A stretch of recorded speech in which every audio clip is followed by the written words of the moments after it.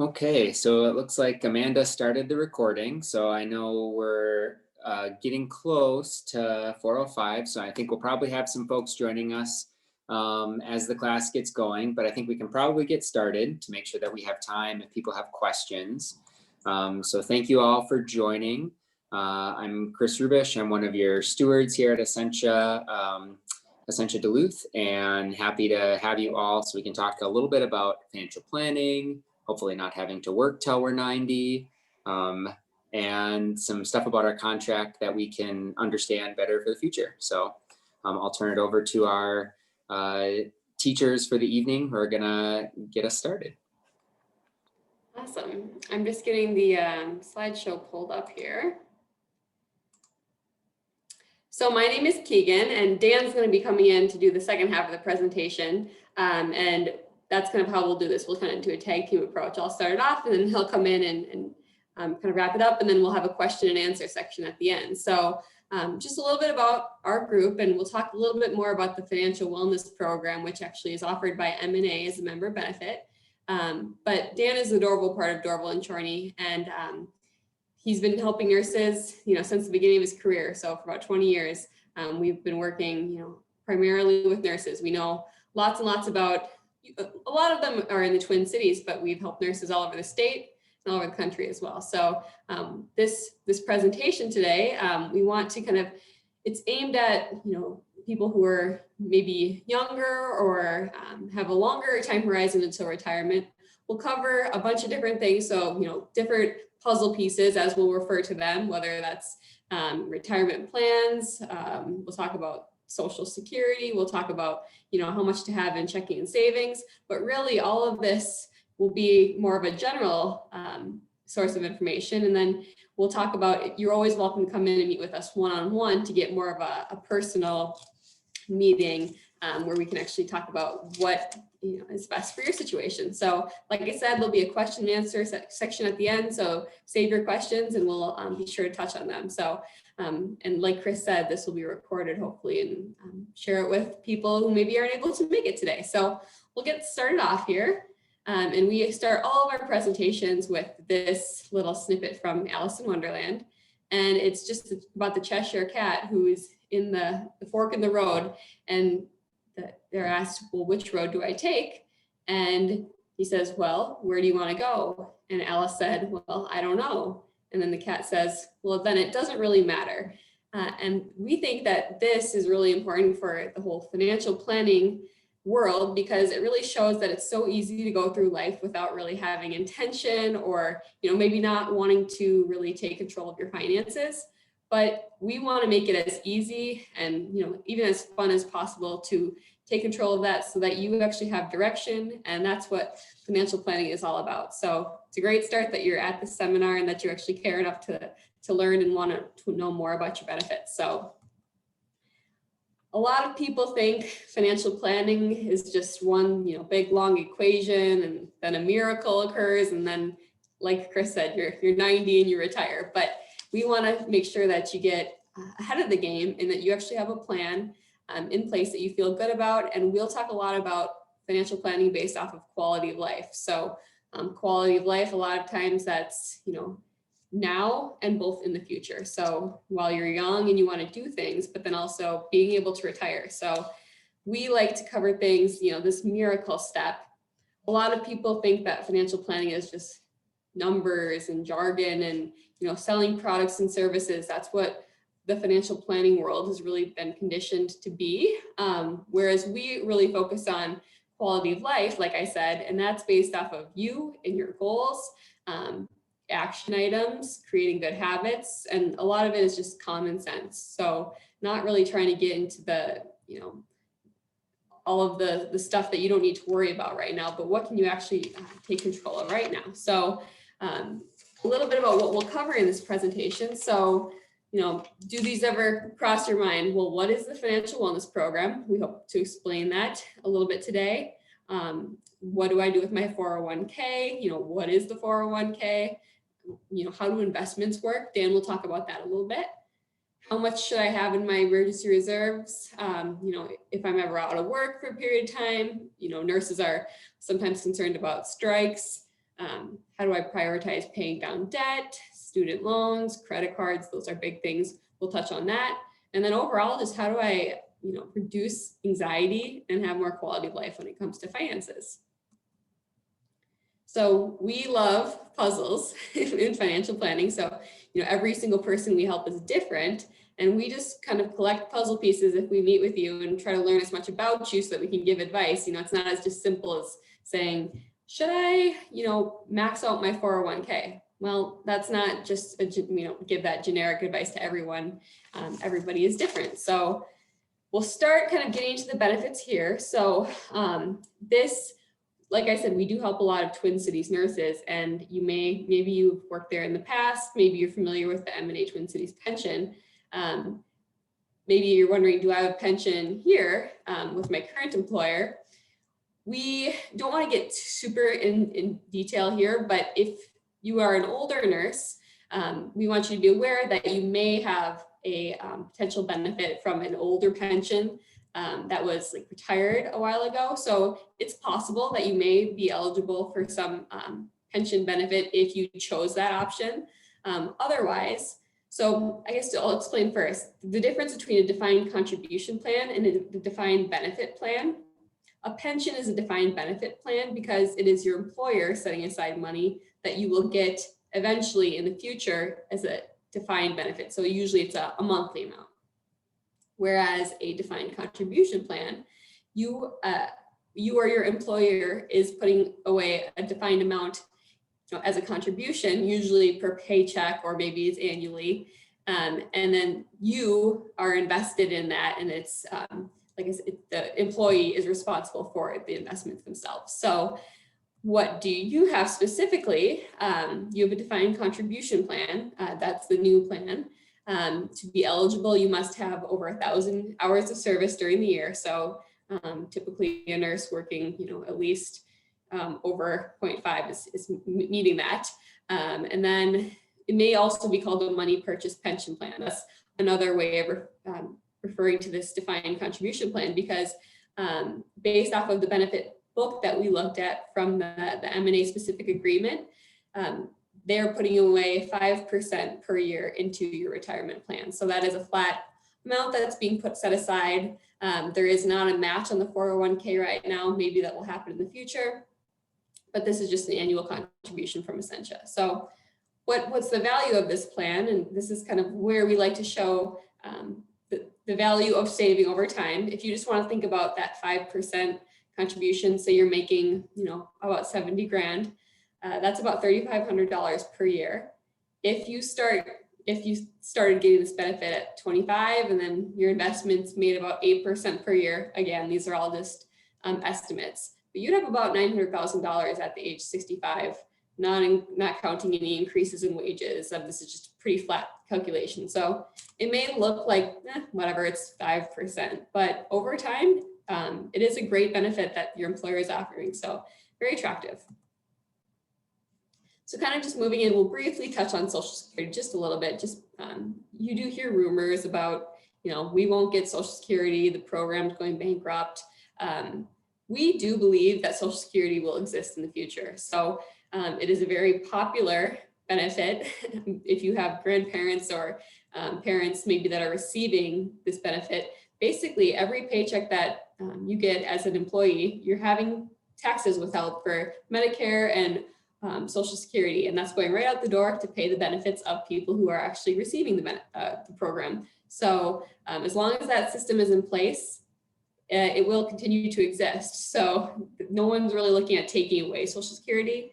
It very well may change how it's taxed, full retirement age, when is that? Right now, for a majority of people, it's 67. But you can find your Social Security statement if you are curious online, checking out that website right there, socialsecurity.gov.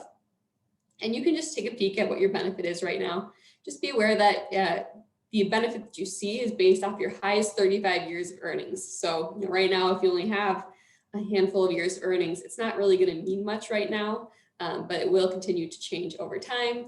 And you'll be able to see how your earnings impact that. So it's just a little bit about Social Security, just so you're aware that it is another source of income in retirement.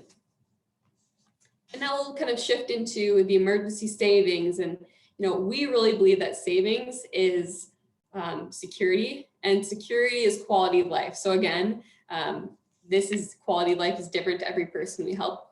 Some people could be totally fine with just $1,000 in their checking account at all times. Some people need that, so we've seen people with $100,000 in their savings. So really it's anywhere in between, but what do you actually need? We want to make sure that you are your own bank and that you have protection, if you did have some short-term disability, if your furnace goes out, if you have a car problem, things come up in life. So how much is enough? Again, totally different on every person. Maybe you have two-person household, maybe you have kids. That's why we came up with this rainy day fund calculator. And this was specifically something that MNA asked for their nurses. It was back when, labor negotiations and strikes were kind of in play, and nurses were trying to figure out, okay, well, if I'm not working for a period of time, what do I actually need to have saved up for that? So you can go and access this on our website. So www.dorvalchorne.com. And what you can plug in is your monthly income currently. Maybe if you have a spouse, their income, how long might this emergency be? And it'll actually tell you how much you need, and then ahead of time, how much you should be saving each paycheck. So you'll see this is a sample of the calculator here. We have a normal version and then also a more simple version. So you can see that you can enter in like your utilities, your phone bills, those different expenses, and then it will help kind of let you know what you need to be saving. So as far as the different kind of types of savings accounts, we like to cover this just because it's kind of confusing. Do you just keep all of your money in your savings? Do you have checking? What are investments? This kind of lays out, the difference between the different types of savings. So we believe that checking is just your day-to-day, your pass-through. It's where your paychecks go into. It's where your bills come out of. It's good to keep about 1 to 2 months of your core expenses just in checking. It's very convenient. If you start to build more reserves up, having a savings account is always good. In a normal world, COVID has definitely caused interest rates to decline. Even just last year, you were getting closer to, almost 2% on your savings account, a high yield money market. Now the rates are, a quarter of that almost, but still more than you're probably getting in your checking account. So it's worth looking to a high yield savings account. If you just have money that's setting aside, maybe you have something coming up in the next 3 to 6 months or even a year. It's a good place kind of to keep things set aside, completely safe, making a little bit more interest. And then beyond that, you'll see this slush fund, we arbitrarily call it. And basically a slush fund is more for an intermediate term goal. So maybe you want to buy a house in 5 years and you feel like, okay, I don't want this, I want to save for it, but I want it to maybe make more money of that over a longer period of time. So a slush fund would actually be invested. So it would be liquid and available, but you would have maybe a blend of stocks and bonds depending on the goal. So we explain this, if this pertains to you, we can talk more about, where might you set that up, but just kind of to keep it simple, 3 different levels of emergency reserves. So now getting into your 401k plan. A 401k, some people have old 403bs. What's the difference? They're essentially the same. A 403b is just from a nonprofit organization. So some hospitals have 401ks, some have 403bs. Basically, a 401k is a very simple way for an employee to put your money right from your paycheck into an investment to save for retirement. So you may hear people say, max it out. A max for someone under age 50 is $19,500 per year. If you're over age 50, you get an extra catch-up contribution. So they limit how much you can set aside in that. Just because you can put away that much doesn't mean that you need to, but they do limit that. You always want to be aware whether this is currently there's no match on your 401k plan, but maybe you have a spouse who has a 401k, you always want to be sure to get the match. And we'll talk a little bit about that in the future and understand how it works.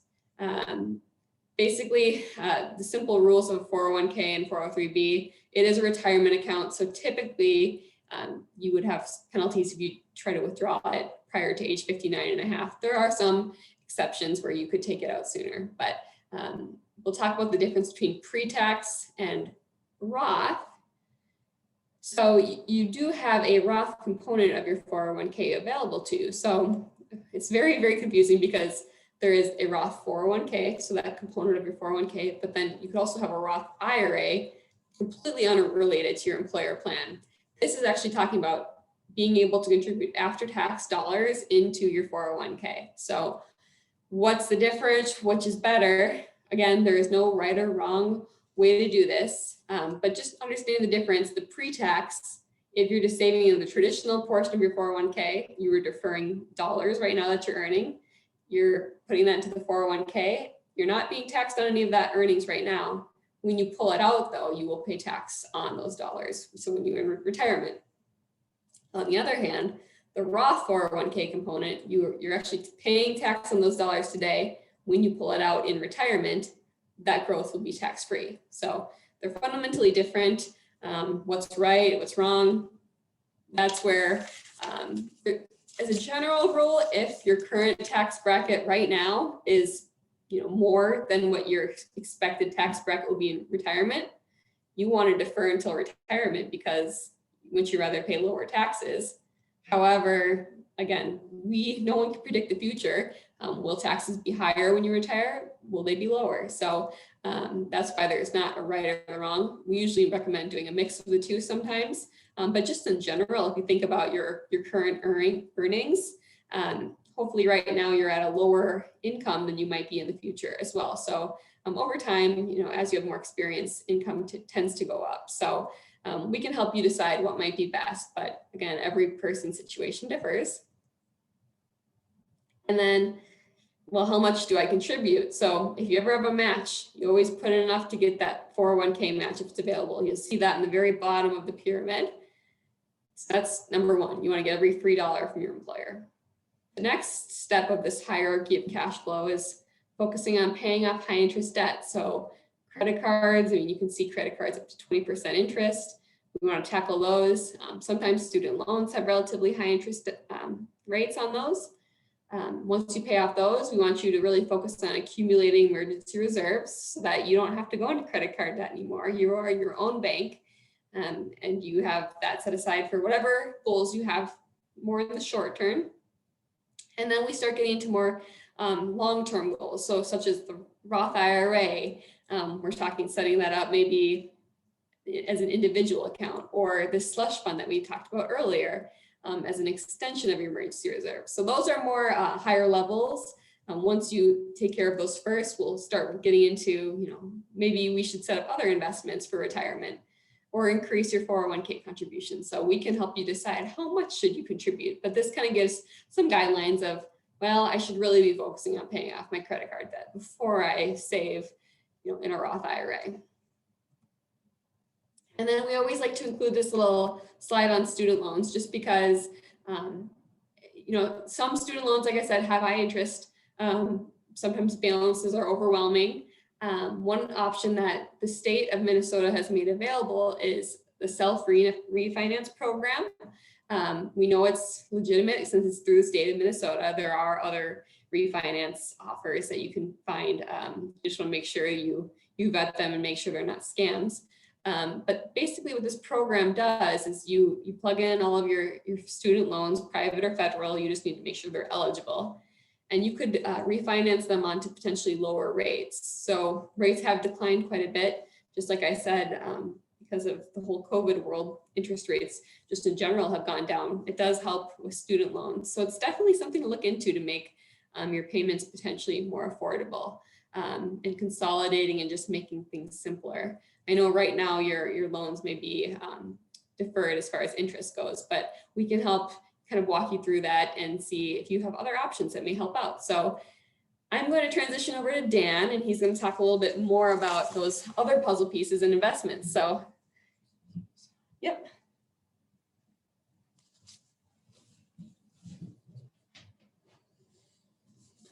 I'm Dan, and as Keagan said, I'm the Dorval part of Dorval and Chorne. And Keagan did a lot of the foundational part of the presentation.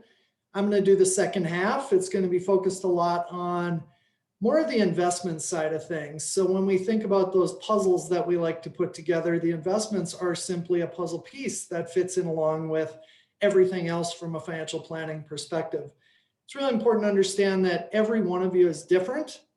In a seminar format like this, we have literally no idea who you are. And so when we're doing a presentation, it has to be a broad overview and has to be somewhat general. That's the reason that the program exists, is for people to be able to talk to us on a personal level so we can understand who you are and what you're trying to accomplish, and then give more specific advice.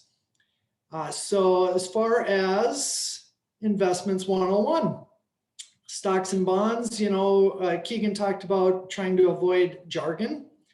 And when we talk about investments, it could be incredibly complicated, but at the same time, we make it simple. Stocks and bonds are simply tools to help you accomplish goals. They're not right or wrong. They're not good or bad. When you talk about tools, if you think about if you need to hang a picture on the wall and you have a nail, I'd rather have a hammer than a screwdriver. Doesn't mean the screwdriver is bad, just not the right tool for that particular job. So when we think about stocks, that is ownership in companies. And if you think about who makes money in a company, is it the owner or is it the worker? Now, the worker certainly gets paid, but the owner in most cases is going to be the one that makes the most money. When you are buying investments through your 401k plan or other investments, you might be accumulating stocks as ownership right along with those people that you see like Jeff Bezos or Bill Gates. And certainly you own tiny parts of those companies, but when they do well, you're also doing well right along with them. Bonds are borrowing of money. So the classic bond example would be your mortgage. When you take out a mortgage, you are borrowing money from the bank. You are promising to pay that money back with interest. So the bank is making money off of interest rather than some form of growth. Stocks are good at growing money over long periods of time. That is their function. Bonds are better at preserving money over short periods of time. That is their function. Again, they are not right or wrong. They are not good or bad. The important point is they are different and they complement each other in different ways. So it is your goals and quality of life that should drive the investment decision. It is not some sort of prognostication or prediction about an uncertain future. So you don't look ahead and say, hey, Dan, are stocks going to be good next year? Well, I'm sorry. We don't have any particularly effective crystal ball that is any more clear than yours. And stocks lose money about 2.5 out of every 10 years. We never know which 2.5 years, and we never know how far they're going to go down when they lose money. Yet people all the time think that advisors somehow magically know these answers. The value of an advisor comes from financial planning and advice, not from predictions. So people in general aren't actually very good at investing, and studies have shown this over and over. In this case, this is a slide I've used for a very long time. I just keep updating it. It comes from a company called Dorval. Dorval does a lot of studies about investors and the returns that they get, whether they're stock investors or bond investors. And you can see from this, this chart that the S&P 500, which is just the 500 largest companies in the United States, returned 5.6% per year from 2000 to 2019, that 20-year time period.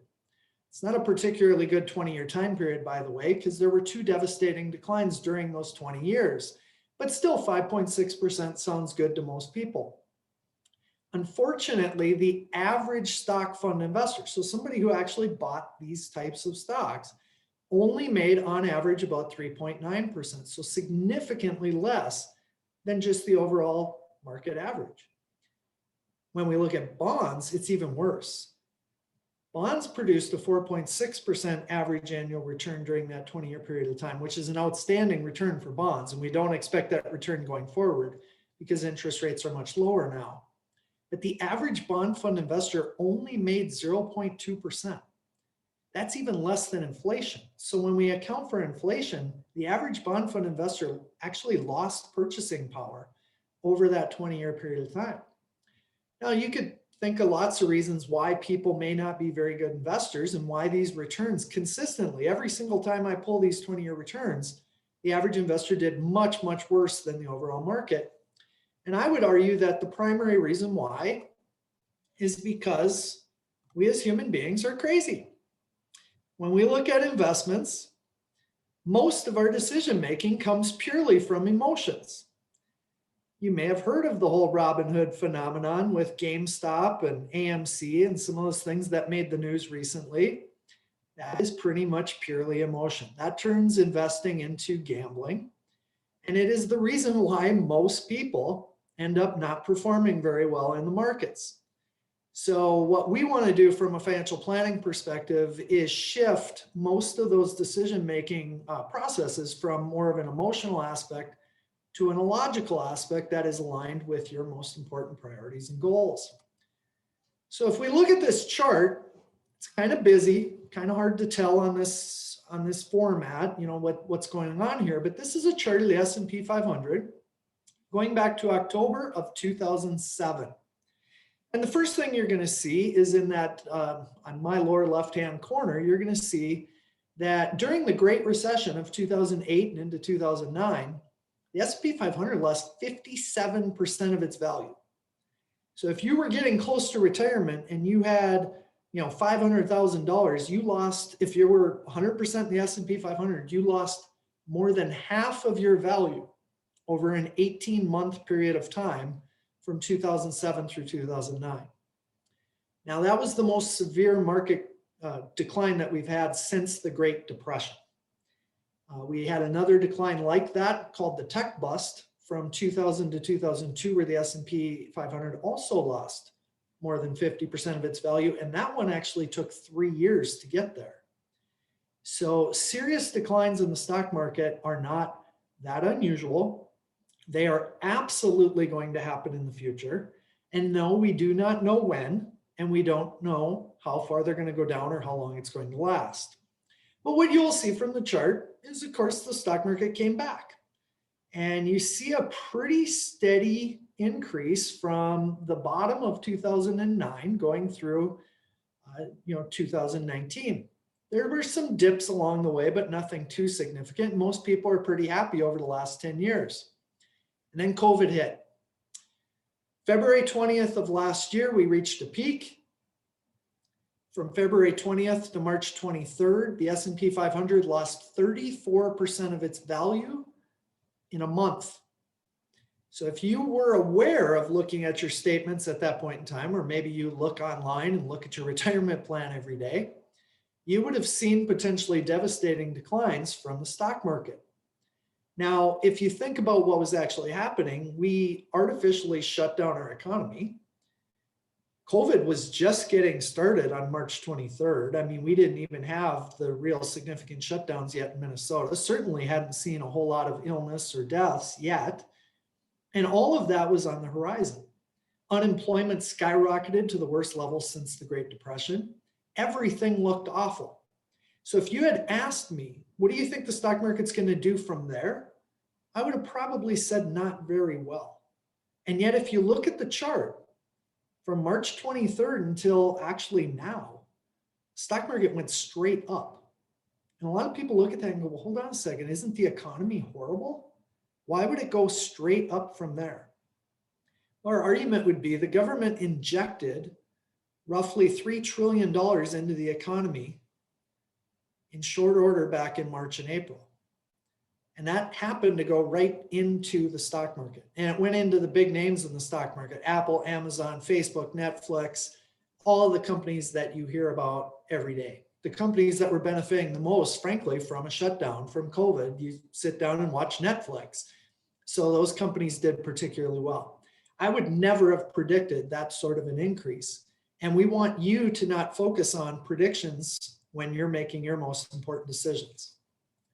So you can see why people get emotional when you look at those huge ups and downs of the market over that time period.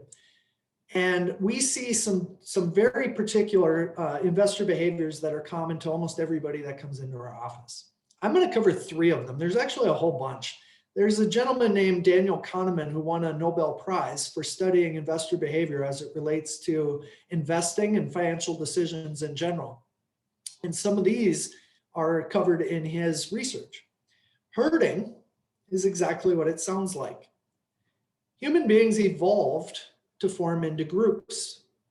We evolved into believing that the consensus view happens to be the correct one. We do not like to be outside the herd in general. So when the markets are strong and they're going up, and we tend to hear about it relentlessly, like, hey, you should be in the stock market, it's going up, kind of like the GameStop thing that just happened, we have a tendency to want to get in. And that's one of the reasons why the market continues to go up and why it goes up more than we would ever expect. Now, of course, when it goes down, we have the exact same thing happen. During the Great Recession, the economy was horrible. We were relentlessly bombarded with awful news every day. And we just assume that if we're losing money, it's going to keep going down. And yet at the same time, everybody's telling us to get out, which is hurting. So we have a tendency to follow other people rather than thinking about ourselves. The second one is loss aversion. This is particularly acute for women. So when we think about helping nurses, the vast majority of the nurses that we're helping are women. And we see loss aversion all the time. So you might have noticed, if you've been around the opposite sex, that men and women are a little bit different in how they think about things. Money is one of the primary ones where they're different. Women, in general, tend to think about money as security. The most common question we get from women who come to see us is some form of, will I be okay? When they ask that question, that's inherently a planning question. We can look at their situation and tell them actions that they could take in order to be okay and assure them that they're going to be able to accomplish their most important goals. Men actually begin with the assumption that they will be okay. That's a pretty common thing. So they view money in a very different way. And we see this all the time from an advisor standpoint. If you think about, if you were lost and you didn't have your phone or any sort of navigation, you just didn't have a way to know where you were going. Women will ask for help almost immediately. They want to know that they're going to be okay and find a way to get there. Men, in many cases, will just figure it out. So it might take them a long time. They might get lost, might, all go all over the place. But that's the difference between women wanting to know what's going on and men not. So when women view money as security, they have loss aversion. Studies have shown that the pain of a loss is almost twice as strong as the reward from a gain. That means when they see that chart going down and they see their hard-earned, hard-saved dollars going down, they feel that almost like physical pain. And when we feel pain, we want it to stop. So this is another emotional tendency that causes us usually to overreact and tend to make more impulsive decisions.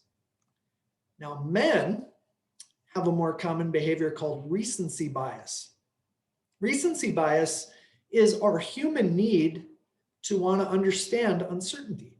So when we think about the future and we know that it's uncertain, I mean, I have no idea what's going to happen over the next, 3 months, 6 months, 12 months. We don't know what the vaccine's going to do for sure, as far as longevity of immunity and things like that. We just have no idea. So COVID created a very uncertain world for us.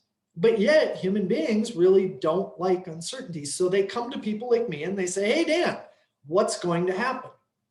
Well, human beings have a way of dealing with uncertainty. It's called recency bias. What we do is we take our most recent experiences that we've had and we project them forward.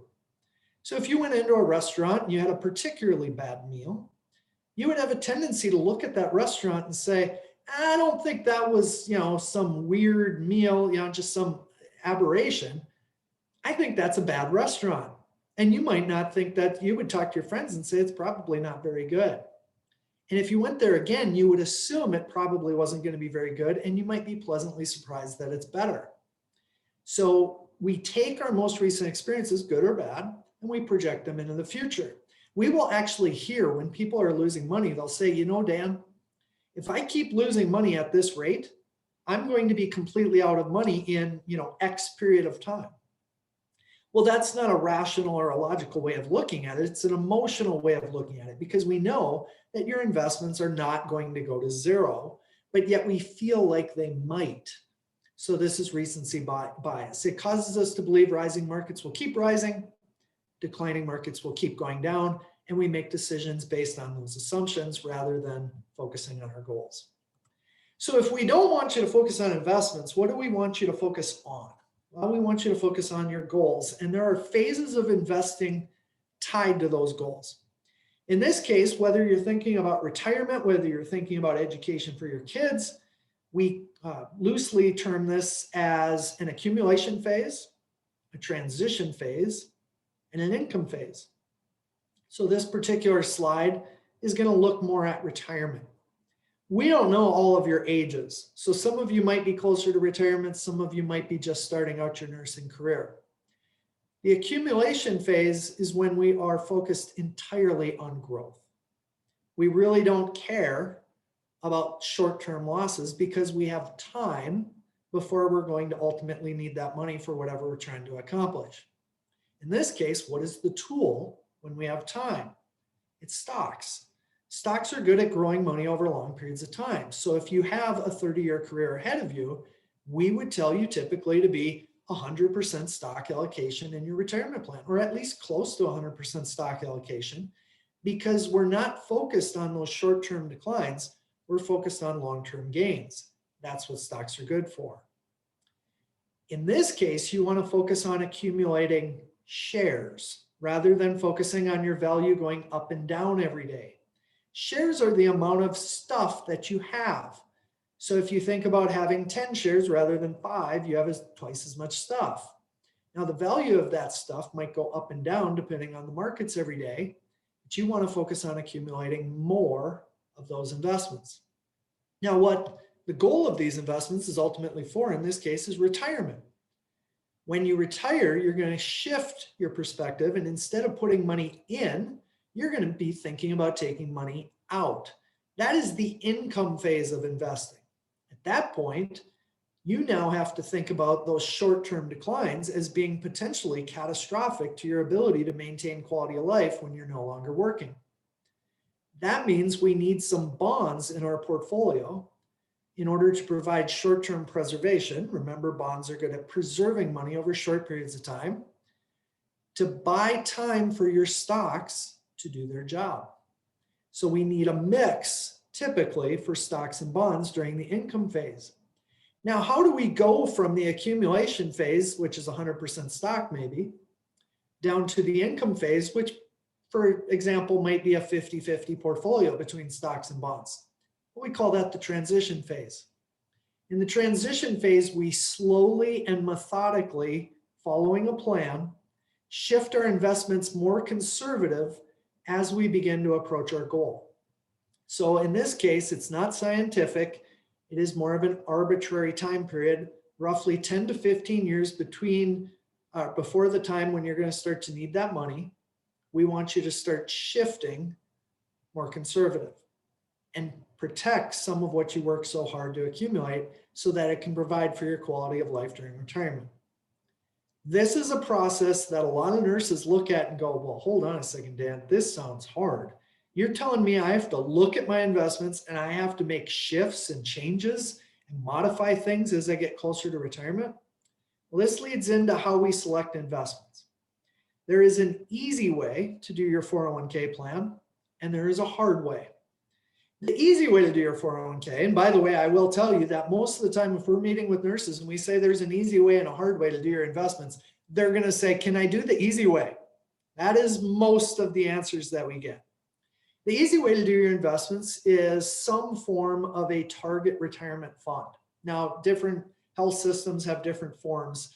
I believe at Essentia, you're talking about Vanguard target retirement funds. So in this case, you're going to be looking at a date. And that date tells Vanguard roughly when you are going to start to need that money. So if you're looking out 30 years from now as an approximate retirement, and believe me, a 5-year difference here, they run in 5-year increments. A 5-year difference doesn't make a whole lot of difference. So don't get caught up in the details of which one you pick. But if you are roughly 30 years out from retirement, you would just pick a Vanguard 2050 fund. And that tells Vanguard your time horizon until you're going to start to begin to need this money. Vanguard will then automatically create a broadly diversified portfolio that has a mix of different types of stocks and bonds.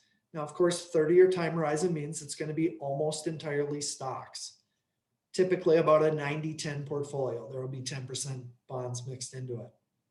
And what Vanguard's going to do is they are going to automatically rebalance the portfolio. They are automatically going to get more conservative as you get closer to your retirement date. And those are very good things. So this ends up being essentially a set it and forget it type of approach. Might be too simple for certain people, but honestly, for most nurses, if we don't see you for 30 years, we know you're going to be appropriately allocated that entire time. Most people are pretty happy with that approach. It's also very low cost, by the way. Vanguard's one of the lowest cost providers that exists. The hard way is to go through your menu of investment options and try to do research and try to pick and choose and create your own asset allocation. Most nurses aren't interested in doing that. And so as you go through and you pick those funds, what people do when they take the hard approach is they look at recent performance and they project it forward. Remember, that's what recency bias is. So they might look at the last year, the last 2 years, the last 3 years and say, well, which one's been the best? And then they pick that one because it looks like it's better than the other one. But you got to remember that performance was in the past. We don't know if that performance is going to continue to maintain in the future. In fact, in most cases, it doesn't. It just means that the investment you picked is probably more expensive than some of the other options and is more likely to go down or more likely to experience poor returns than the one that didn't perform as well the last few years. So again, most of the nurses we help, we have no problem with them using something simple like a target date fund. If you want an asset allocation for your specific portfolio, you certainly can contact us. We can walk through that. Picking investments is easy. Use stocks for long-term growth, use bonds for short-term preservation. It's not a hard function. So some of the wrap up of this part of my presentation is separate from the herd. What we want people to do, and we say this all the time, control what you can control. Create a financial plan. Obviously, I'm a certified financial planner.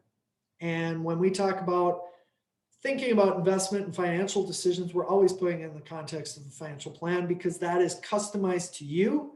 It's based on your unique values, priorities, motivations, and your goals. Diversify your investments, which also diversifies your risks. So even when you're talking about 100% stock portfolio, let's say you have a long time horizon, you can still diversify across different sizes of stocks, different locations of stocks, so certainly international versus the United States, and different types of stocks. Amazon is a very different type of stock than 3M or Target. And so when we think about these different types of investments, most of us would be overwhelmed with the idea of how do I diversify them? Again, that target retirement fund is going to do that for you. You decide how much you want to invest. This is actually the strongest factor to determining success in the future. How much to invest, how to invest, and when you want that money. If you consistently live within your means, you're going to have success. It's as simple as that. Nurses that live within their means do well. Nurses that consistently live beyond their means, they don't do very well. It doesn't matter which investments they select. Be aware of those common investor mistakes: herding, loss aversion, recency bias. Most of the time, this is really just self-awareness. If you need help with something, ask for help. That's why we're here.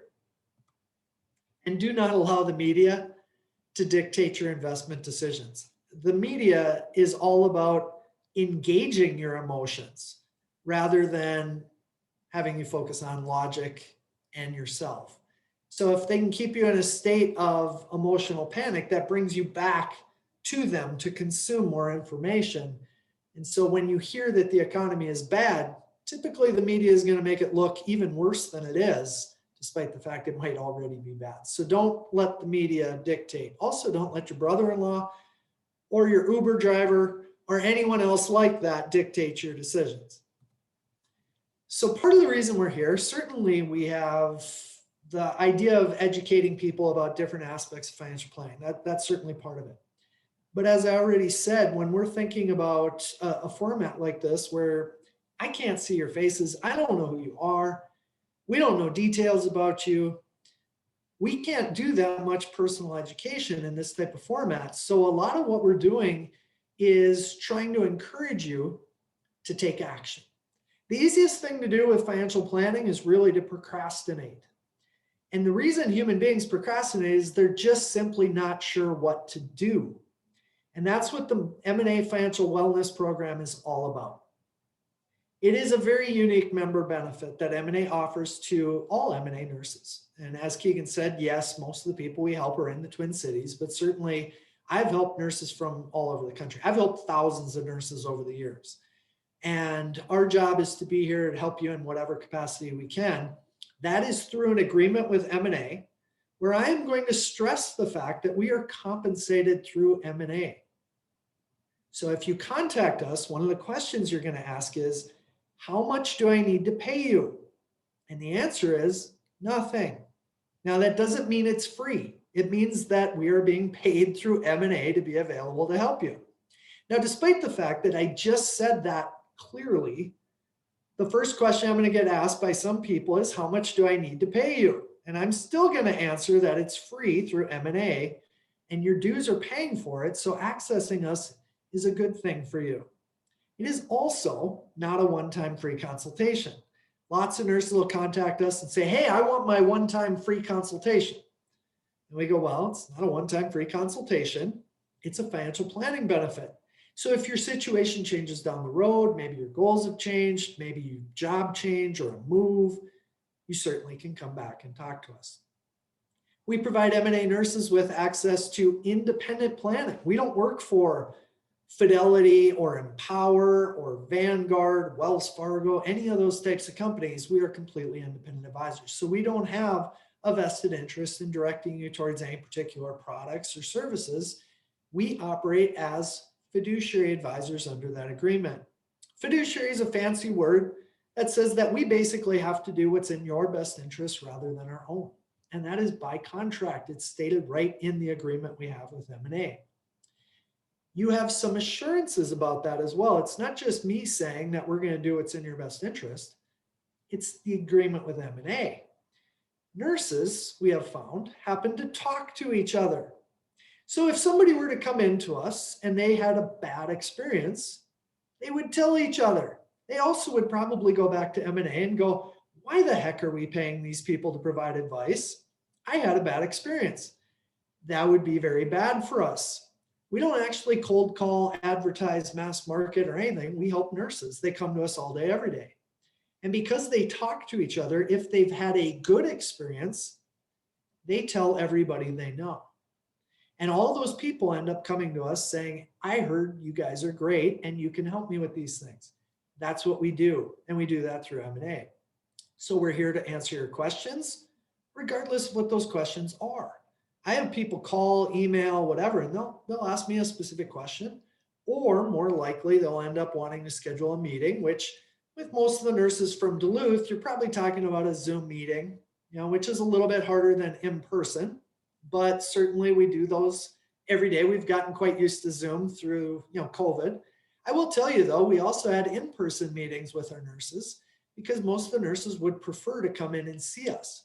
Now we had safety protocols in place, but nurses see illness every day.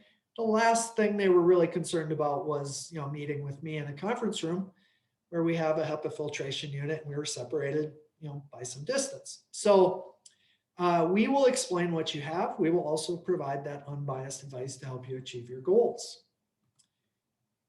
That is the end of our presentation. And what I'd like to do now is open it up to a Q&A. Chris, are you going to be kind of handling the Q&A or do I need to do something on my end? I can be watching for any questions in the chat or if anyone's raising their hand. Yep. And I can just kick one question off. I know as I'm rounding and talking to nurses and talking to a lot of our young nurses, you mentioned it a little bit in your presentation, but can you highlight again the difference between a 401k contribution and a match? Because I think those two things sometimes are used interchangeably, or people don't always understand the difference. So number one is, as an Essentia employee through the contract, you are receiving 5% to your retirement plan through Essentia. That is not a match. That's actually just a contribution that is going into the account. And that will always be a pre-tax contribution. That will never go into the Roth part. Then you get to choose whether you want to contribute to that account. And as of right now, my understanding is there's no match to your contribution because Essentia is putting in the 5% with regardless of what you're doing. So now you can decide to choose how much you want to contribute. Remember Keagan's hierarchy of cash flow.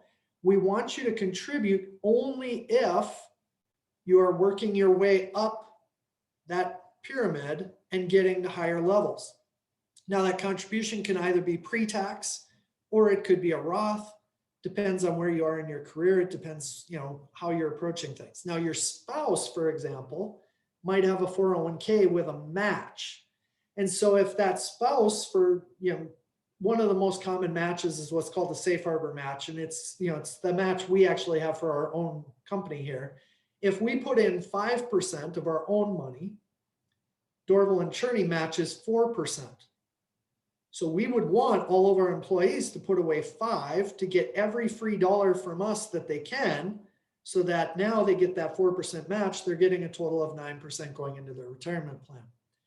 The match is always a pre-tax contribution. So if your spouse gets a match, we will actually see nurses come in where maybe the nurse is putting away 10% and they don't have a match. And then we'll see that their spouse isn't putting away anything and maybe they get a match. No, you want to focus on getting every free dollar that you can from your employer. Thanks for that clarification. I'm not seeing any other questions immediately. So are there any things that you, like first steps that you would recommend for, say, a newer nurse to take as they sort of are getting their feet wet in sort of a first adult job? I want to start down the right path. What should they do? Yeah, so the first thing that happens is a lot of people feel like, you know what, I don't have any money, so why would I go talk to a financial advisor? And in most of our industry, that's exactly how it works. Most of our industry is called wealth management. And so they say, you know what, Chris, you go out, you figure out a way to become wealthy. I don't care if you inherit that. I don't care if you win the lottery. I don't care if you work a long career and you save, but you figure out how to become wealthy. Then you come and talk to us and we will help you manage that wealth. That is not what we do. What we do is financial planning. So I have helped tons of 22, 23, 24-year-old nurses who come in and they're looking at, how do I get myself off on the right foot? And that's what that hierarchy of cash flow is really for. So the first thing is, most cases want to focus on paying down debt. Most nurses that are coming out of school are going to have student loans. I'm sorry, it's just one of the things that's going to happen in today's world. We have to look at that. We have to see how big they are. Are you in a situation where you can pay them off quickly? Are you in a situation where you need to defer them? Like, we have to look at all of those different factors and then start to systematically align your resources. Because you're a nurse, you're making good money. You want to get off on the right foot. We want to align those resources with what you're trying to accomplish. Everybody's in a different boat at that point. I think the toughest thing is really the student loans and realizing how much to allocate to those as compared to potentially buying a house, maybe getting married, maybe having children. Everybody's in a different situation, but contacting us is a great opportunity to be able to talk that through with somebody that doesn't have any bias, can sit and talk about your situation rather than hearing it from your friends or your family or your coworkers. That's exactly why we exist. Thanks. Does anyone else have any questions as we kind of just open the floor, and anything that crossed your mind?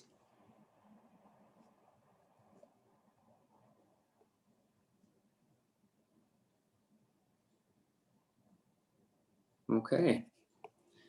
So what people can do is, you see on the screen right now, this is our contact information. If you did want to schedule a Zoom meeting with us, or you want to email, or you want to call and just understand better what the benefit is, certainly you can reach out to either me or Keagan. Keagan handles a lot of the, the nurse questions that come in initially. If you want to schedule a meeting, we'll send you an email that'll have a list of things that you should have available for that meeting. Probably a Zoom, so you're maybe not too worried about directions to that as well. Keagan even produced a short video describing for people what that experience will be like. A lot of times people procrastinate because it's a little scary to come in and talk to strange people about your money. And again, that's why we're here. Well, we really appreciate this. For those members from Essentia who are on, understanding that this is one of the benefits you have as a union member. And sometimes I think as nurses and as Minnesotans, it might be a little uncomfortable to talk about money and saving, but just understanding that, we're all doing this together, number one, to make sure that we don't have to work forever. And number two, to make sure we are all in a strong spot as we go into 2022 and kind of reopen our contract and, make sure that we're all able to be financially stable ourselves as we look to collectively bargain our collective financial futures. So thank you both for being here with us, and thanks for joining us. Thanks for planning this. Yeah. Thanks for having us, Chris.